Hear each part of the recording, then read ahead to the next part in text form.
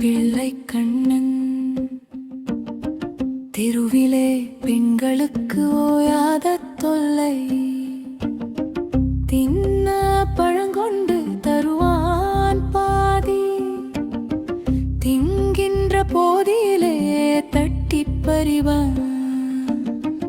என்னப்பா என்ன என்றால் அதனை எச்சில் படுத்தி கடித்து கொடுப்பான்.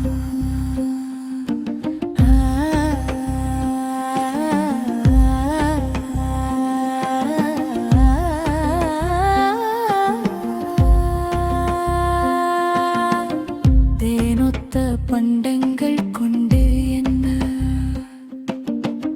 செய்தாலும் எட்டாத உயரத்தில் வைப்பான்.